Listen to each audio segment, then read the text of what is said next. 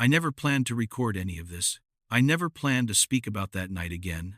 Not to my union rep. Not to the psychologist they forced on me. Not to the men who wore badges with more brass than compassion. What happened on I-70 was supposed to sink into the quiet midnight of unspoken things and stay there. The highway could keep its secrets, and I could keep my sanity. That was the agreement I made with myself the morning I handed in my badge and turned in my cruiser keys with hands that wouldn't stop shaking. But agreements with yourself don't mean much when the nights get long enough, silent enough.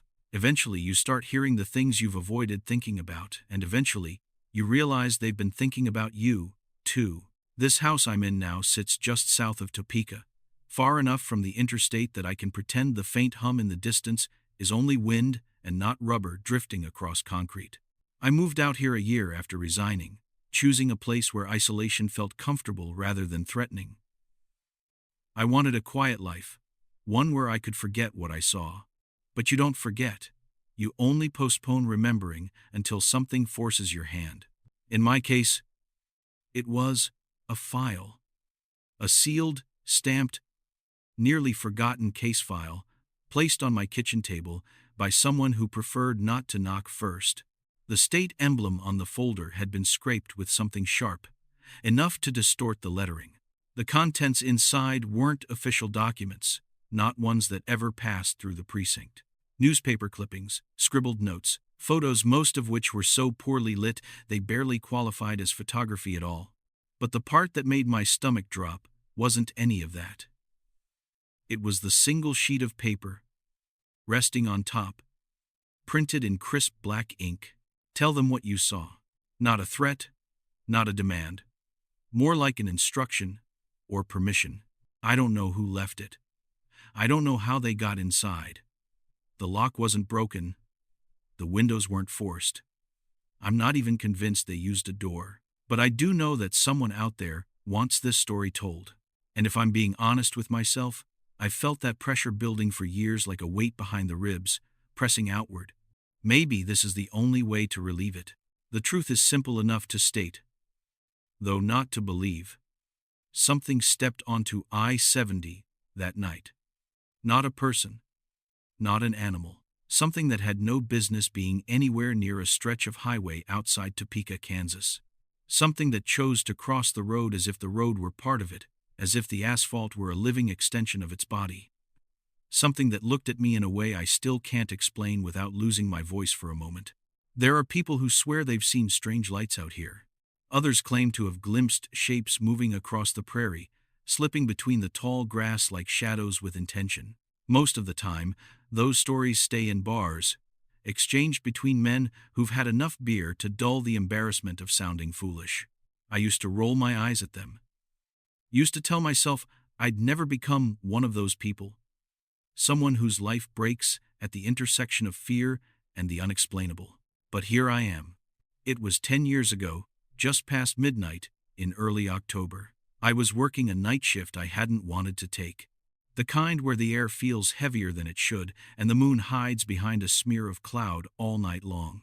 Even before the call came in about the stalled vehicle, I caught myself glancing in the rearview mirror as though expecting to see someone sitting in the back seat. There are nights when the world feels thinner. That was one of them. And that thinness didn't go away after I left the highway. That's why I'm talking into this recorder. Why I'm sitting alone with a blank page and a steadily worsening feeling that time is finally running out. I've spent too much energy refusing to tell this story, convincing myself that silence meant safety. But silence can be its own invitation, a calling, a door left cracked open. You might wonder why it matters after all this time. The creature, if that's the word, didn't follow me home. It didn't break into my dreams every night or whisper awful things into my ears. It did something else, something far more insidious. It changed me. Not all at once. Not violently. More like erosion. Slow and quiet and inevitable. Ever since that night, I've been living in a world that feels slightly misaligned. Not broken, just shifted. When you see something that shouldn't exist moving with intent, stepping out of a darkness that isn't natural, the shape of the world changes. You stop trusting shadows. You stop trusting silence. You stop trusting roads. Highways are supposed to be human places, built by us, governed by us. But after that night, I learned there are stretches of America where the land still owns the road, not the other way around. Places where the asphalt is nothing more than a skin stretched over something ancient and quietly patient beneath it. I don't expect you to believe me, not yet. If I were in your position, listening to a stranger recount a story with this kind of weight, I'd question everything too. But you asked for the truth, or at least someone did. So I'm going to give it to you the only way I know how, piece by piece, carefully, without embellishment. Everything I describe happened exactly as I remember it. And if certain moments blur at the edges or feel fractured, understand that the event itself had a way of rearranging memory, not erasing it, just shifting it. Before I start the true account, I want you to picture the stretch of road where it happened. Long, straight, unremarkable. The kind of place you drive through without noticing the scenery. Most people never think about what could be lurking beyond the beams of their headlights. But that night, something decided to step into mine, and I haven't slept soundly since. This isn't a ghost story. It isn't about a monster. It's about a moment, a single moment, when something crossed from its world into mine. And once you hear what happened next, you may start to wonder just how many places across this country hide crossings of their own. That's why I'm finally speaking. Because if you drive I-70 near Topeka, you deserve to know. Not to avoid it. Not to fear it. Just to understand that on certain nights, when the air grows heavy and the land grows quiet, the road becomes more than a road. And things that don't belong here might decide to use it. The night had been uneventful up until the call. I remember the way the radio crackled to life, cutting through the low hum of the cruiser like a stone dropped into still water. I'd been halfway through a lukewarm coffee, staring at the white lines slipping under my headlights, feeling that familiar, suffocating boredom of the graveyard shift. It was just me, the highway, and a sky that refused to show a single star. Unit 217. We've got a report of a stalled vehicle on I-70, eastbound, mile marker 329, possible abandoned. Check it out. I acknowledged the dispatch and set the cup back into the holder, eyes drifting to the side mirror like they had a mind of their own. Nothing behind me but darkness. Just the suggestion of shapes at the fringe of the patrol car's taillights. The kind of illusions you get from staring too long into the night. I told myself I was tired, that I'd been working too many doubles, that the vague sense of something being off was nothing more than lack of sleep and too much caffeine. It's amazing how many lies you can tell yourself when the alternative is believing the world can twist into something you don't recognize. I hit the light bar, letting the rotating flashes paint the empty road around me in brief washes of red and blue. No other cars in sight. Just the long, straight ribbon of I-70 stretching ahead, disappearing into a horizon I couldn't see. Kansas at night is a strange thing. In the daytime, it's all openness, big sky, and fields that seem to breathe in the wind.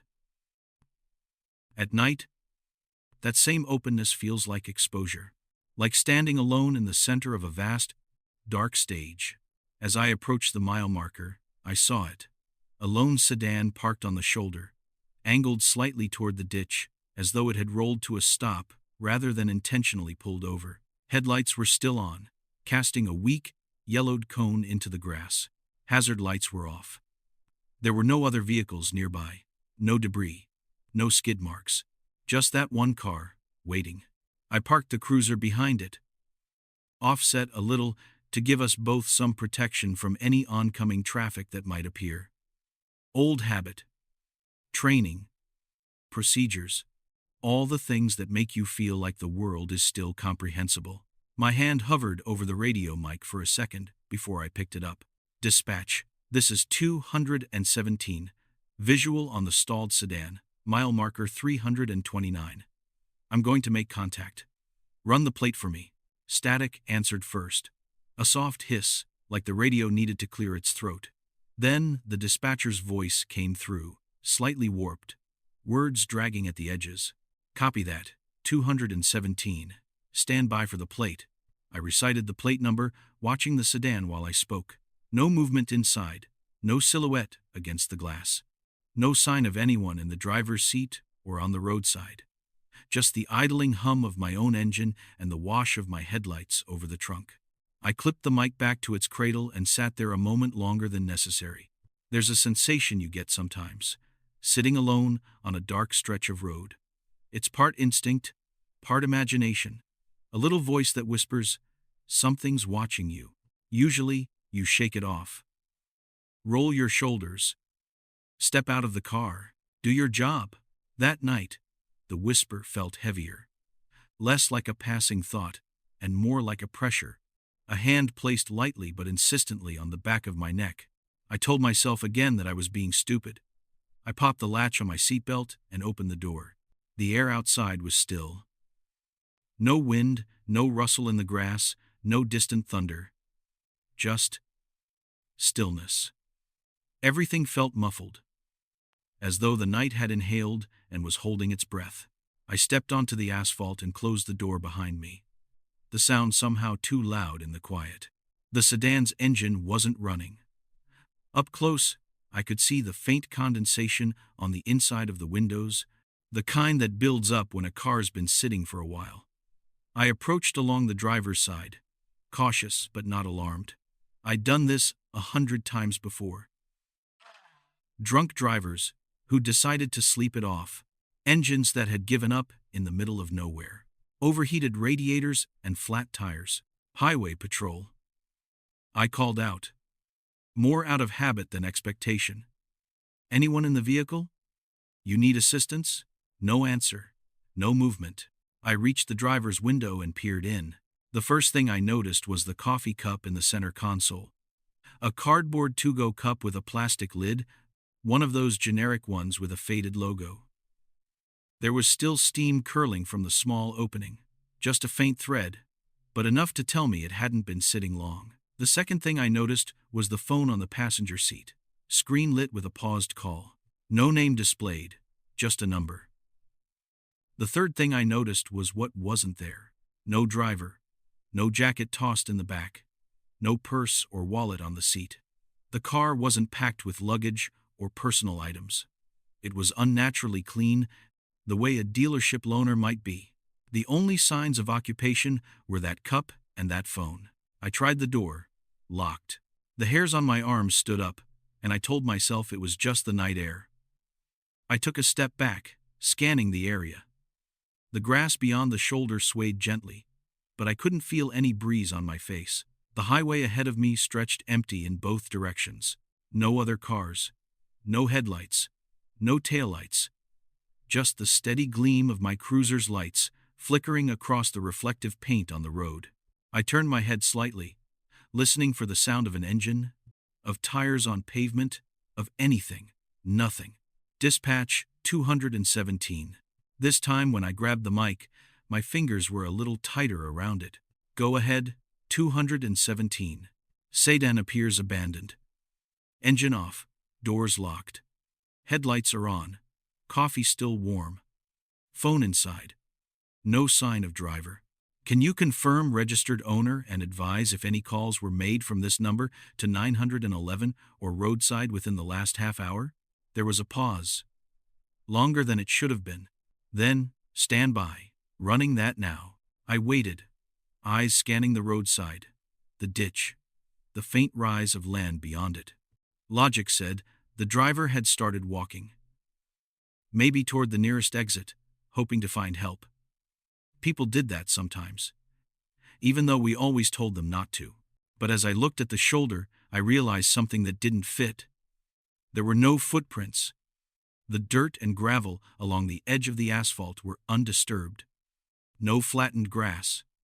No scuff marks. Nothing suggesting that anyone had opened the door and stepped out. And yet, they had to have. 217, dispatch. You still there? Yeah, go ahead. Plate comes back to a Samantha Green, Topeka address. No flags on the vehicle. No recent 911 calls from that registered number. You want us to try contacting her? I glanced back at the phone glowing faintly in the sedan. Yeah. See if you can reach her. I'm going to secure the scene and see if I can locate the driver on foot. Maybe she tried to walk it. Copy that. The line went quiet again. I straightened up, taking one more look inside the car. The clock on the dashboard blinked 12:17. October date glowing in that dull digital green. The phone screen dimmed and went dark as I watched, leaving the interior a hollow shell lit only by the wash of my headlights. There was a feeling in the air, something I didn't recognize then but have come to know intimately in the years since. A kind of expectant tension, as if the world around me were a held breath and I was standing at the center of it, waiting for the exhale. I knew procedures. I knew what I was supposed to do next. Mark the vehicle, check the area, follow the book. What I didn't know, what I couldn't have known, was that the moment I stepped past the edge of the asphalt and into the dim slope of the ditch, I was already moving towards something that wasn't in the book. Something that had been waiting long before I arrived. Something that was almost ready to step into view. The grass sloped downward gradually. A shallow ditch carved parallel to the road, just deep enough to hide someone who'd taken a fall or who'd stepped down out of sight. My beam of light swept across the dew-damp blades, catching glints of moisture that shimmered briefly before returning to darkness. The earth felt softer beneath my boots the farther I moved from the shoulder, as though the land had been recently turned or disturbed. "Ma'am?" I called out. "This is the highway patrol.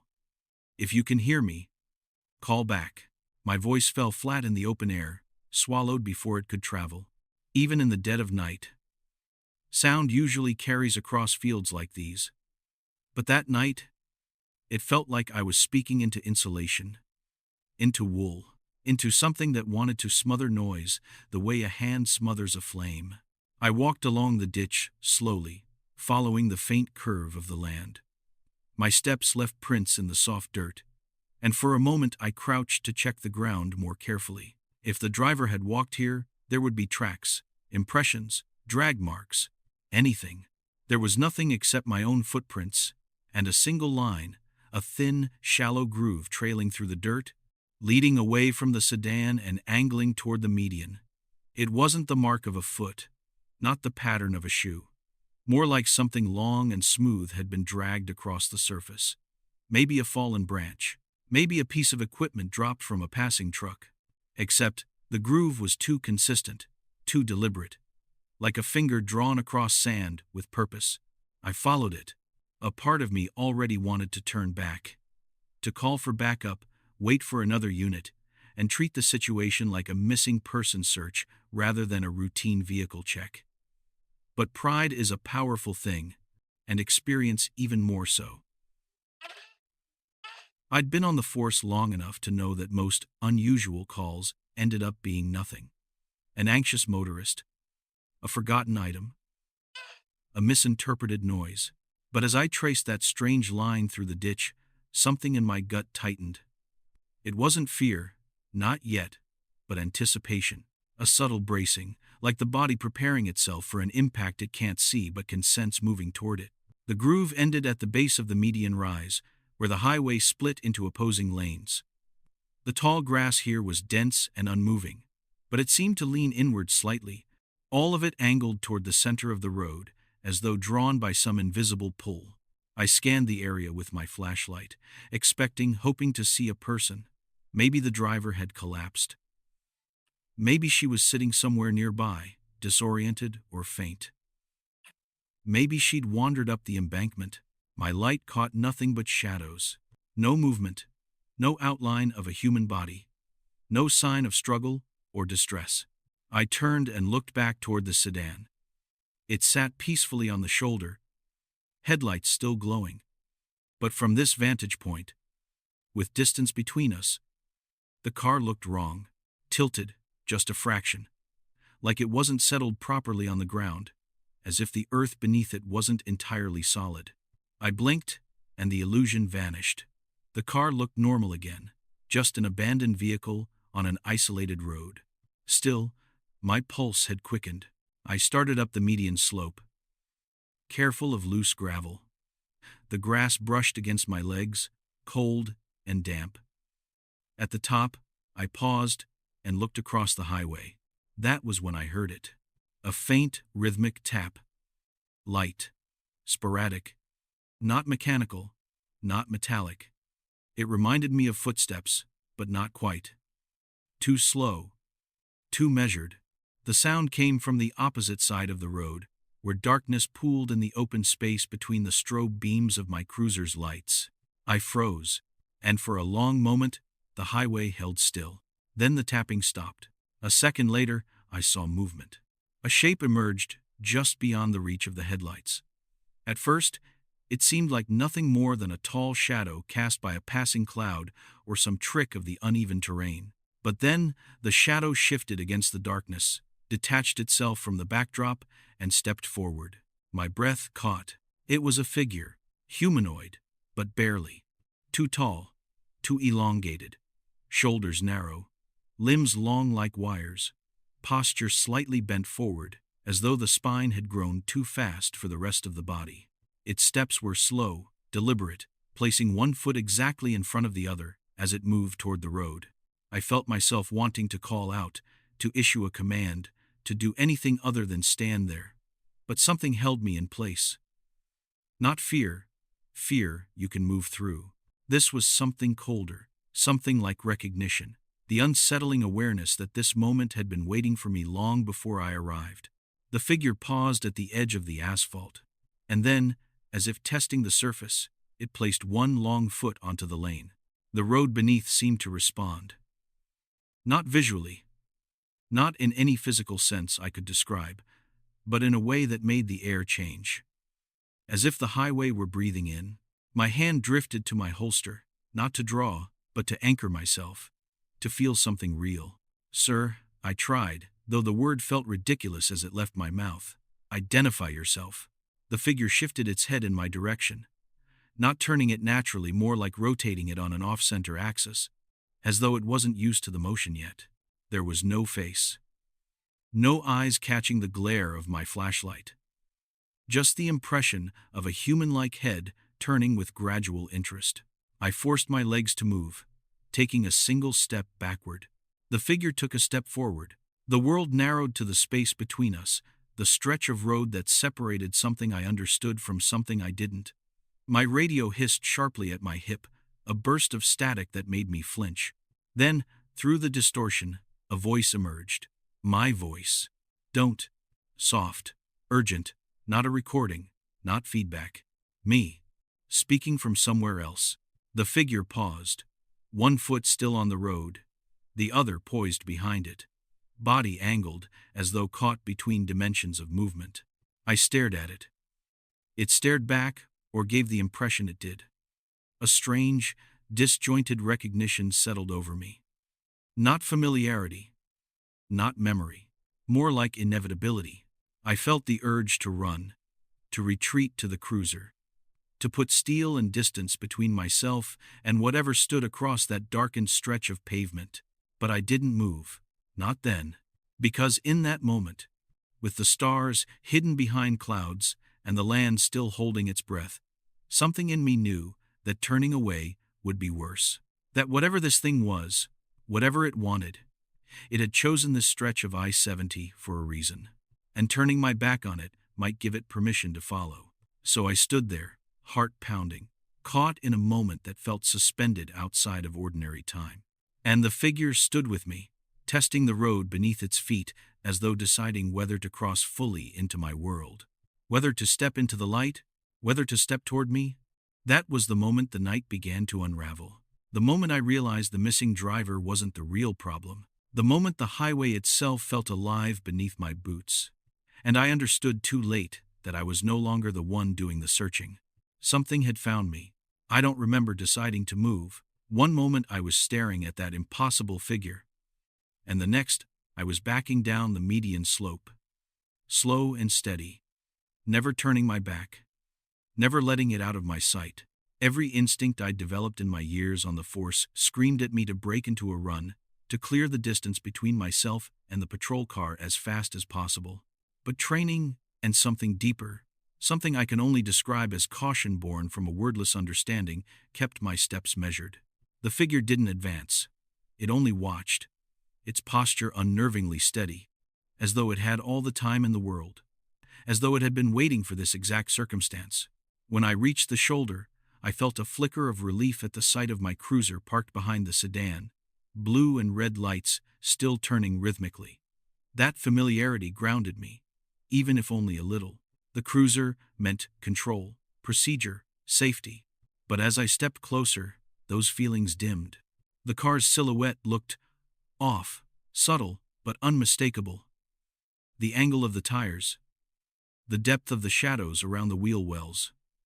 The body seemed fractionally lower on one side, as if the road beneath it had settled or shifted while I was away. I circled halfway around it, scanning the pavement. No cracks, no potholes, no sign that the asphalt had moved at all. And yet, I couldn't shake the sensation that something below the surface was stirring. The ground felt tense, almost alert. I opened the driver's door and slid into the seat, my heart hammering in my chest. The familiarity of the interior, the radio, the mounted laptop, the steering wheel worn from years of use settled me briefly. I shut the door and exhaled, trying to gather myself. Dispatch, this is 217. Do you copy? My voice sounded steadier than I felt. Static, thicker this time. A churn rather than a hiss. Then a faint reply broke through. 217. Reading, interference, repeat. I have a possible missing person and an unidentified subject near the roadway. I need backup to my location immediately. Send an additional unit, maybe 2. Copy? More static. Then, confirmed. Sending units. ETA approximately 25 minutes. 25 minutes. Too long. The stretch of I-70 I was on was isolated, quiet even during the day. At night, it became a dead zone between pockets of civilization. Dispatch could only send the nearest available units, and tonight, the nearest wasn't close enough. I looked through the windshield toward the median. The figure was gone. My stomach dropped. I scanned left, right, the ditch, the opposite lanes, but the night had reclaimed it. Okay. I muttered to myself. Okay. It moved. It's still out there. You didn't imagine it. It didn't just disappear. It moved. I don't know if saying it aloud helped or made everything worse. I checked the mirror. Nothing behind me. But when I shifted forward to adjust the angle slightly, I saw movement reflected faintly. The sedan's headlights flickered. Not on and off, but in intensity. Like something had passed briefly in front of them. I swallowed hard. I opened the door again, stepping out slowly. I didn't want to leave the cruiser, but I couldn't sit there doing nothing. I walked toward the sedan, scanning the roadside. Ma'am, if you're nearby, please respond. I called out. My voice carried a little farther now. Or maybe the suffocating stillness from earlier was lifting. I reached the front of the sedan. The grille was streaked with something pale dust, maybe, or dried mud from a gravel path. I crouched down to take a closer look. That's when I noticed the lines on the road. 2 faint streaks ran perpendicular across the asphalt, almost invisible unless hit at the right angle by my flashlight. They weren't tire marks. They weren't from any animal or human I recognized. They were smooth, consistent, as though something had slid across the surface not with friction, but with intention. They crossed the lane diagonally, stopping abruptly near the edge where I had first seen the figure. I stood up, pulse quickening. The figure had stepped onto the road, but it hadn't crossed alone. Something else had moved with it, something that left those marks. The air around me thickened again, not with temperature but with pressure. A subtle shift that made my breath feel heavier. My eyes drifted to the dark horizon beyond the shoulder. The land was too still, too quiet. I clicked on my flashlight and began following the streaks along the asphalt. They curved slightly toward the edge of the road, then disappeared altogether as though swallowed by the pavement itself. Behind me, the cruiser's radio crackled again. 217. Additional information. Be advised. Reports earlier tonight. Unusual activity. Eastbound lanes. Advise caution. The transmission cut out. Unusual activity? I picked up the mic. Dispatch, clarify unusual activity. What reports? Silence. Then, faintly, 217. Do not engage. Wait for other units. The transmission dissolved into static, so dense it almost buzzed. A cold sensation crept up my arms. I turned my flashlight toward the median again, hoping to see nothing. Instead, I saw movement. Not the figure this time. Something lower, smoother. The grass rippled. Not from wind. From underneath, I stared, slowly raising the light as the rippling traveled outward in a widening arc, like a wave moving beneath the surface of water. My throat tightened. The highway was vibrating. Not enough to shake the ground beneath me, but enough that I could feel it through my boots. A subtle, rhythmic tremor, like something deep below was stirring or shifting position. The instinct to run surged again, strong and primal. But fear kept me rooted. Then the figure appeared, not stepping out from the darkness, not emerging slowly. Simply there, as though the shadows had condensed into a form. It stood in the center of the opposing lane, angled slightly toward me, its limbs hanging loosely. But what struck me most was its posture. It was listening, head tilted, body still, as if waiting for something beneath the road to finish speaking. My hand hovered near my belt, not on my weapon, but near my flashlight's beam switch. I wanted more light, even though it wouldn't help. "Stay where you are," I called out. The figure straightened. Then it did something I still cannot explain. It lifted one hand long, thin, almost delicate, and pointed not at me, not at the sedan, but at the asphalt between us, as though showing me something, as though indicating the road itself. The vibration intensified for a moment, just long enough for me to feel it reverberate up my legs, and then everything went still again. The figure lowered its hand, and slowly, painfully slowly, it began to turn away. Not toward the opposite side of the highway, not toward the fields, but back into the center of the lanes, following the faint streaks that had already vanished into the pavement. It was leaving, not fleeing, not hiding, leaving with purpose. I wanted to breathe a sigh of relief, but before I could, the radio behind me came alive one more time. 217. "Be aware," she said. She said, "Don't let it reach the road." My blood ran cold. The missing driver, Samantha Green. She'd left a warning. One I was far too late to understand. And, as the figure took another step, effortlessly merging with the darkness ahead, I knew this wasn't over. Something had crossed into our world. And something else, something I hadn't seen yet, had been waiting on the other side. I didn't realize I'd stopped breathing until my lungs burned for air. The figure was nearly gone now, its long frame dissolving into the corridor of darkness that stretched across the empty lanes, as though it had only ever been a trick of distance, a smudge on the night. But the pressure in the air lingered, and the tremor beneath the pavement still pulsed in faint, rhythmic waves. I stepped backward until I felt the cool metal of my cruiser behind me. I kept my eyes locked on the highway, waiting for the figure to reappear, waiting for the vibration to stop, waiting for anything that would make sense of what I'd witnessed. Nothing changed. Nothing except the slow realization creeping through my mind that the road wasn't done yet. I reached for the radio mic again. It felt heavier this time, as if it didn't want to be lifted. "Dispatch, this is 217. I need an update. Did you say the subject Samantha Green left a message?" Repeat that last transmission.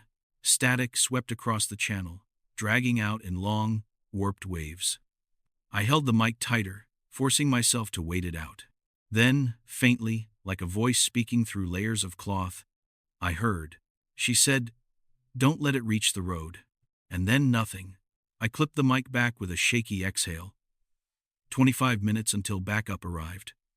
25 minutes of standing alone on a highway that suddenly felt like the lid of something trying to open. I forced myself to take a slow breath, steadying my pulse.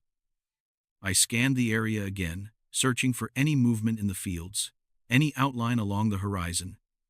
any sign of Samantha. But there was only the long stretch of empty pavement and the thick darkness beyond. My gaze drifted back to the sedan. Its headlights flickered again twice this time, like a pair of failing eyes struggling to stay awake. I walked toward it, hoping that seeing something familiar might ground me. The driver's window was still fogged lightly from the inside, and the coffee cup in the console still carried the faintest curl of steam. It made no sense. That steam should have dissipated entirely by now, but it clung on stubbornly, like a small defiance against the cold. I leaned closer to the glass, staring at the phone on the passenger seat. The screen was dark now. The paused call had vanished. A faint reflection of my face hovered on the surface. But the longer I looked, the less it resembled my own expression. Something about the eyes. Too wide. Too still. I stepped back quickly, shaking my head as if that could dislodge the unease. I turned toward the road again. That was when I saw it. A shape, not the tall figure from before, but something else, standing far down the eastbound lane. Small at first, almost indistinguishable from the night. But as I squinted, it sharpened. A human outline. Shoulders slumped, head bowed. A woman. My pulse jumped. "Samantha?" I whispered. It had to be her. No one else would be out here. No one else could be standing in that exact stretch of highway, motionless, as though waiting for me to notice her. I took a step toward the road. Then another. The shape didn't move. I called out, louder this time. "Samantha, Highway Patrol, are you injured? Stay where you are. I'm coming to you." Still no response. She stood frozen in place, her arms hanging at her sides. Her hair, if it was hair, seemed to lift slightly around her head, like strands floating in water. The sight churned something deep in my chest. A fear I couldn't trace or understand, only feel. I approached the center of the road slowly, keeping my flashlight trained ahead.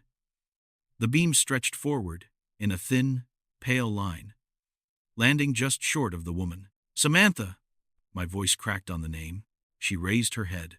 Even from that distance, I saw it, the way her neck bent too far back, the way her chin lifted higher than any natural angle should allow. It wasn't a movement born of pain or distress. It was deliberate. A single, unnatural adjustment. I stopped immediately, muscles locking, breath halting. Something wasn't right. She lowered her head again. Not with the frailty of someone fainting or collapsing, but with the practiced precision of something copying human motion. My stomach twisted. It wasn't her. Or if it was, she wasn't herself. I stepped back, flashlight shaking in my hand. "Samantha, stay where you are. I need you to."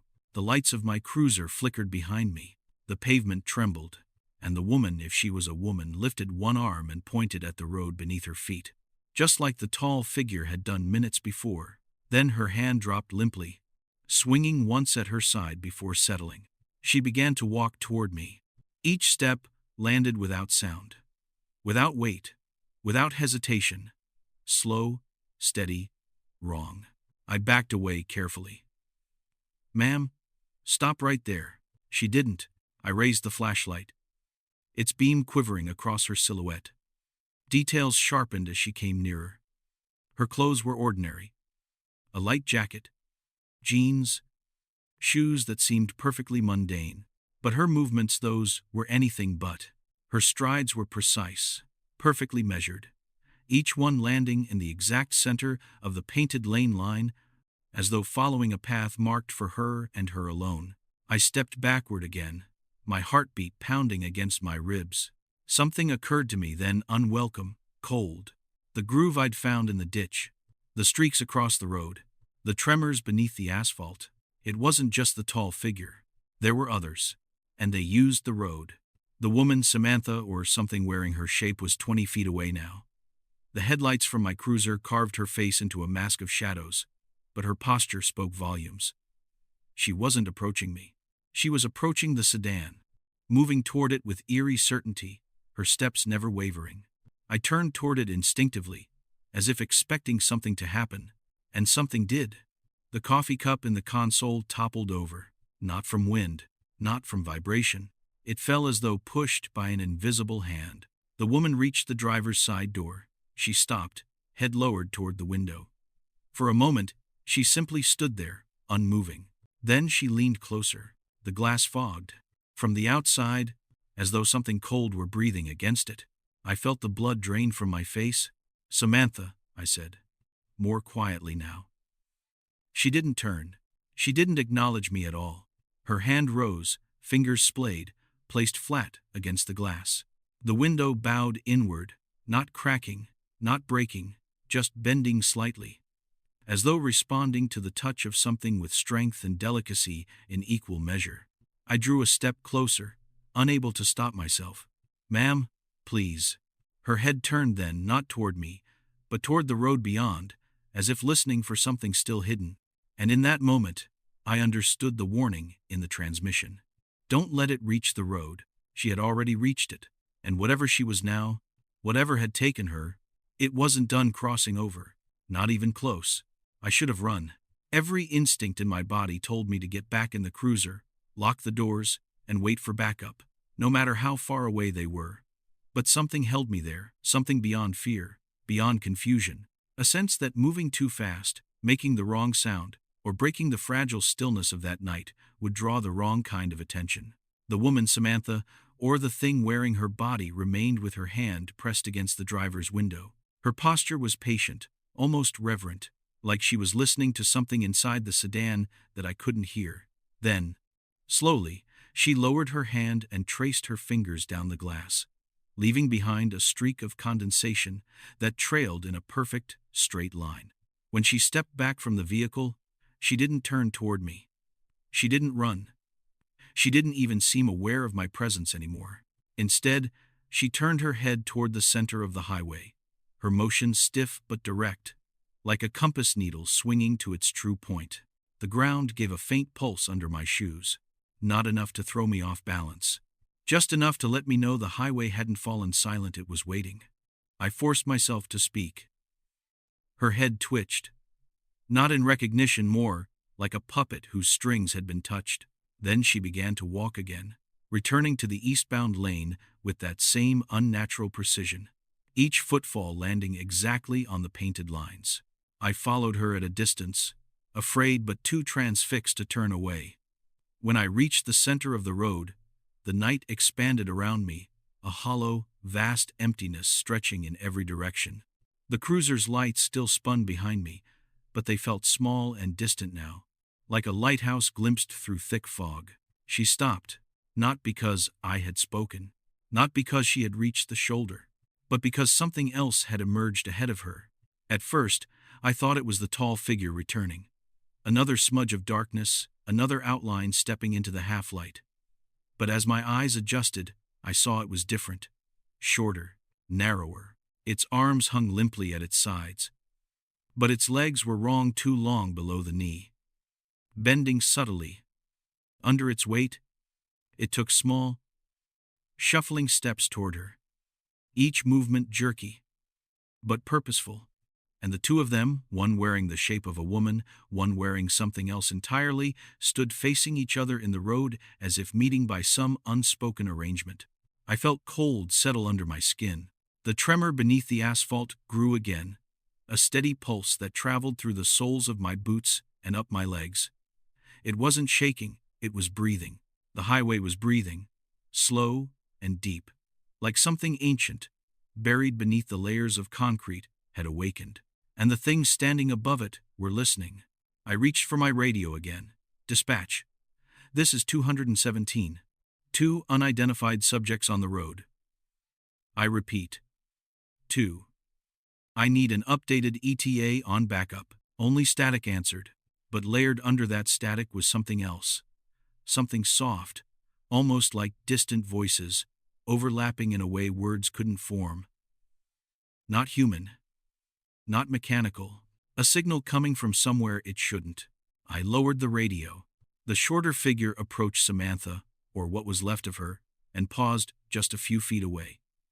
The way it stood, there was no curiosity, no hesitation, no hostility. It was as though they were part of the same process, the same phenomenon. Two expressions, of a single presence manifesting in different ways. Then Samantha lifted her arm again, hand turned downward, and pointed to the road. The shorter figure mirrored her exactly. A chill ran through me so sharply that I nearly dropped the flashlight. They weren't pointing at each other. They were pointing at something beneath us. The pulse in the road intensified, strong enough now to faintly vibrate the metal of my belt, my flashlight, the teeth in my jaw. It wasn't violent. It wasn't erratic. It was steady and deliberate. A signal, a heartbeat, a calling. The two figures took a synchronized step backward. The pavement directly between them began to shift. Not rise, not crack, shift. A slow parting, a barely perceptible ripple, like the surface of a pond disturbed by a submerged object. The painted lines distorted, bending ever so slightly as something underneath pressed upward. I stumbled back, heart racing. This wasn't just a creature using the road. This wasn't an isolated entity wandering the night. The road itself, this stretch of I-70, was part of something alive, something that had been sleeping, something that was now waking up. The ripple grew, spreading outward until the lines on the pavement seemed to waver like heat mirages. The air grew tighter, pressing inward, heavy enough that inhaling felt like pushing against resistance.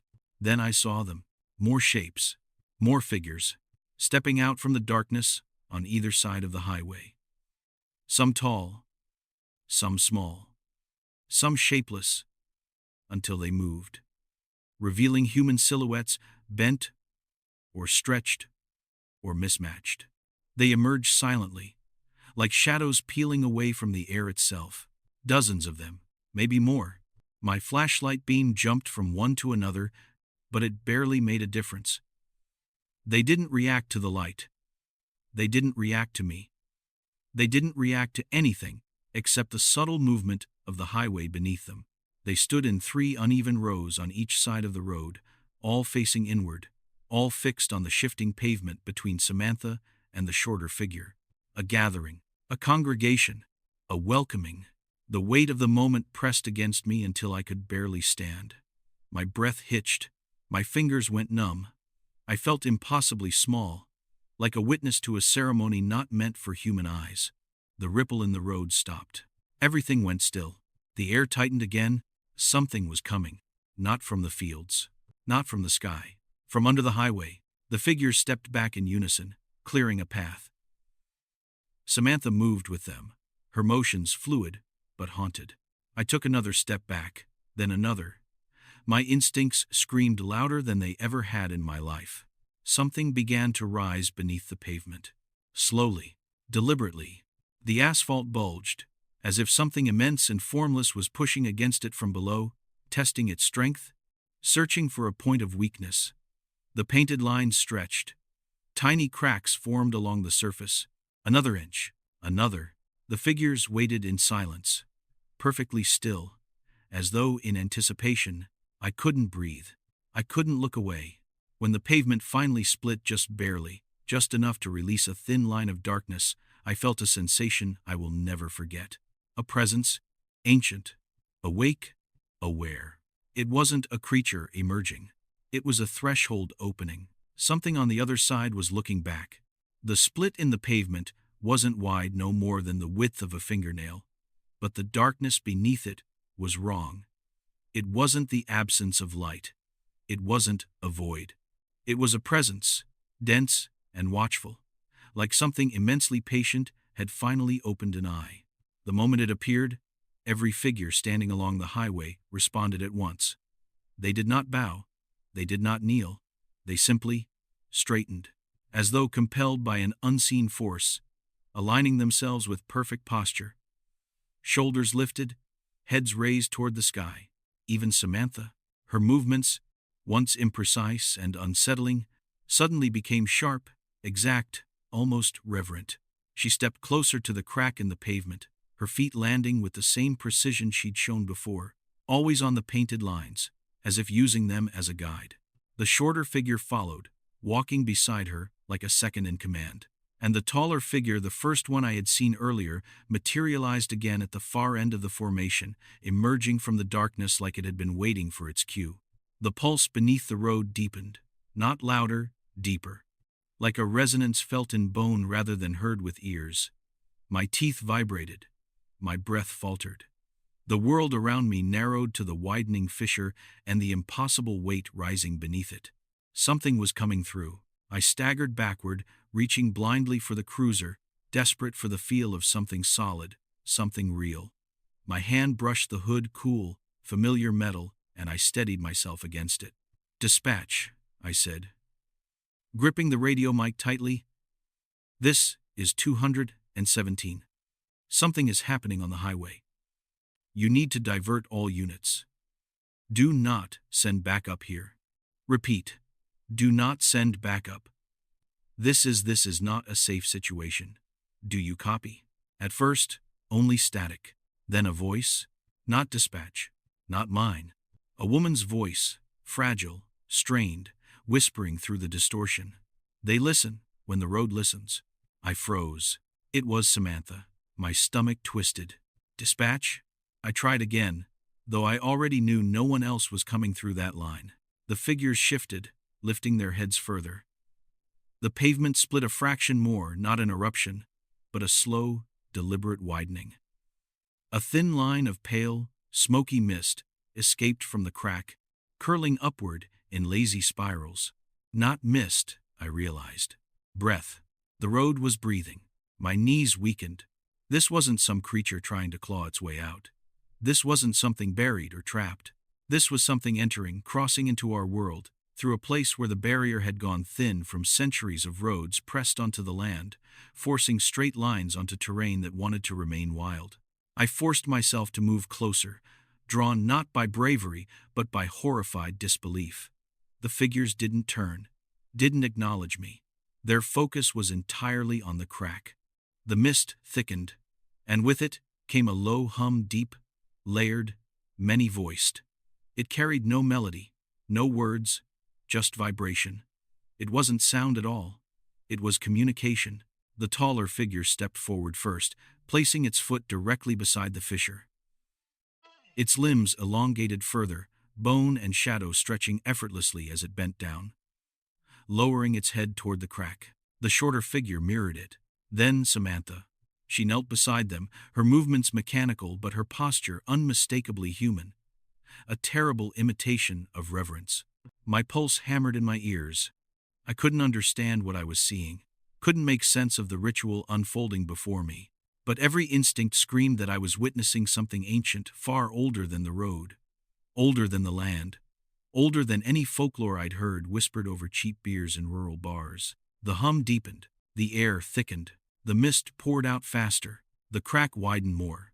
Something beneath the road was pushing up, testing the air above, tasting it. My vision blurred for a moment, my breath hitched. I stumbled forward. The moment I stepped onto the lane, the hum stopped. Everything froze. The figures, all of them, turned their heads in unison toward me. Dozens of them. Their movements synchronized, fluid yet stilted, like puppets guided by a single hand. Their heads tilted at the same unnatural angle. The mist drifting from the crack paused midair, suspended like a held breath. Samantha was the first to rise. She stood slowly, lifting her head, her face half lit by the cruiser's distant glow. Her eyes had no light in them, no recognition, no humanity. They were glassy, reflective, like polished stone. She took a single step toward me, and the crack in the road widened. A hand, not human, not entirely physical, pressed against the underside of the asphalt, pushing upward. Long fingers, thin as branches, slid into view. The pavement flexed around them like skin. My body reacted before my mind could. I ran. I don't remember choosing to. I don't remember planning it. I don't remember anything except the overwhelming need to get off that road, to put as much distance as possible between myself and that widening doorway in the highway. I sprinted toward the cruiser, every muscle burning, lungs screaming for air. Behind me, I heard nothing, no footsteps, no chase, but the silence itself was terrifying. It meant they didn't need to run. They already knew where I would go. I reached the door, yanked it open, and threw myself inside. The cruiser rocked slightly, as though the ground beneath it had lost its stability for a moment. I slammed the lock, turned the ignition, and the engine didn't start. My breath caught. I tried again. Silence. I looked up. All along the highway, the figures were moving not toward me, but toward the center of the road, toward the widening crack. Their motions were slow, controlled, like priests assembling around an altar. The tall figure bent toward the pavement again. Samantha stood nearest the crack, her head tilted toward the mist, listening. A second hand broke through the asphalt. Then a third. The road heaved gently. Its surface buckling like something enormous was rising beneath it, preparing to emerge fully. I slammed my hand against the ignition again. The engine sputtered once and caught. I didn't wait. I threw the cruiser into gear, the tires skidding slightly as they fought for traction on the trembling road. I shot forward, accelerating faster than I'd ever allowed myself on duty. As I sped down the lane, I looked once, only once, into the rearview mirror. The figures didn't chase me. They didn't turn. They didn't need to. They stood in perfect formation around the widening crack as something vast and formless began to rise beneath them. Something that had been waiting for a long, long time. I drove until the figures disappeared behind the curvature of the road, until the trembling stopped, until the mist no longer drifted across the asphalt. But the sense of being watched did not leave me. It followed me all the way back to town. It has followed me ever since. I didn't go home that night. I didn't go anywhere near my apartment. I drove until the sky softened from black to gray, until the first hint of dawn bled weakly along the horizon. Only when the world around me felt awake again, when birds began to stir, when trucks returned to the highway, when the ordinary sounds of life reclaimed the air, did I dare pull over. I parked in an empty lot outside a long-abandoned gas station, killed the engine, and sat there gripping the steering wheel until my knuckles ached. I expected fear to settle into me the way it usually does after an adrenaline spike, racing heartbeat, shallow breaths, trembling hands. But none of it came. Instead, I felt hollow, detached, like a man who had stepped out of his own life and was waiting to be let back in. I tried to call dispatch. The radio worked flawlessly now. Crystal clear. Not a single drop of static. They had no record of my last transmissions. No record of Samantha's warning. No indication that any other unit had been sent toward me. The call for the stalled sedan, they said, had been logged and closed. Logged at 11:52 p.m., closed at 11:54. But I had reached the sedan at 12:17. Time didn't match. Nothing matched. I gave them an excuse that I'd encountered a medical situation, that I'd been tied up, not entirely a lie, but far from the truth. They accepted it. They always accepted the simplest explanation when a cop sounded exhausted. I drove back to the precinct at sunrise, filled out the incident report, and wrote exactly what I was expected to write. Not what I'd seen. Not what had crawled beneath the road.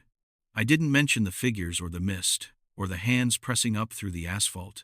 I didn't mention the way Samantha had moved, or her warning echoing through the radio. I wrote, vehicle abandoned, driver unlocated, and nothing more. They filed it away. 2 weeks later, I resigned.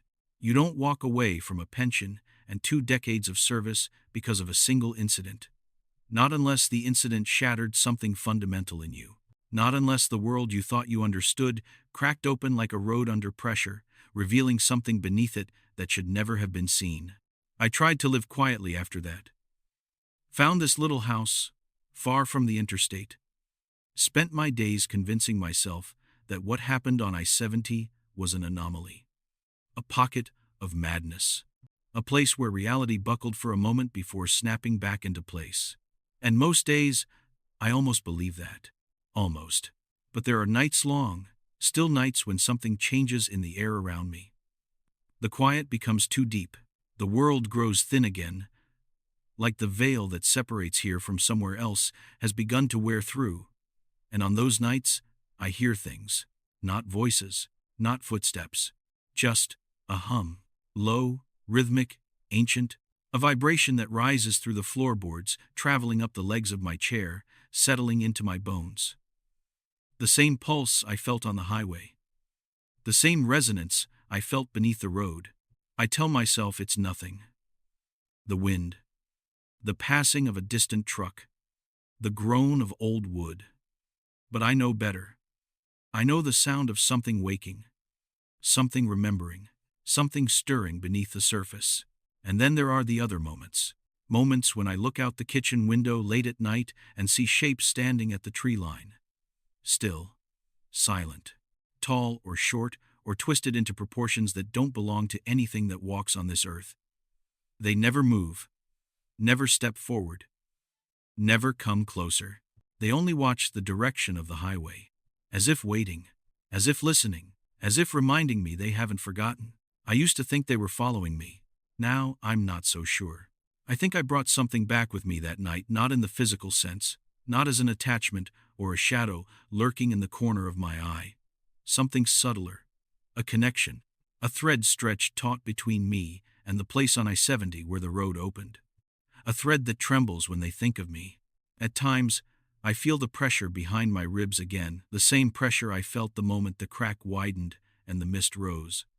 A slow, inward collapse, a hollowing, like something inside me is making space for something else. Maybe that's why I'm recording this. Maybe that's why the message left on my kitchen table months ago said, "Tell them what you saw." Maybe this isn't a warning. Maybe it's an invitation, but I've stalled long enough. This is what matters. That night on I-70 was not an isolated event. That crack in the road was not a random tear. It was a doorway, a junction, a place where something beneath the surface reached upward, and something on the surface reached back. And ever since then, the world hasn't felt quite right. Highways are veins, roads are conduits. Concrete covers what was never meant to be covered. And when pressure builds long enough, pressure from the land, from the dark beneath, from whatever ancient thing remembers when paths were not carved by men, they shift. They open. They breathe. The night after I resigned, I drove past the stretch of road where everything had happened. I didn't stop. I didn't slow. But for a moment, just a moment, the pavement beneath my tires felt loose, soft, alive. As if something beneath me had risen to greet my passing. As if it knew me. As if it remembered. And now I feel the hum through the walls more often. I see the shapes more clearly. I feel the thinness of the world settling around me like a curtain ready to be drawn aside. I don't know what's coming next, but I know this isn't over. The night finds us all eventually. The land finds us. The road finds us. And whatever stepped onto I-70 that night, whatever breathed through that crack, whatever watched me run, it isn't done crossing. Not yet. If you're hearing this, then you wanted the truth. You asked for it. You opened the door a little wider just by listening. And now it knows you. It always knows who listens.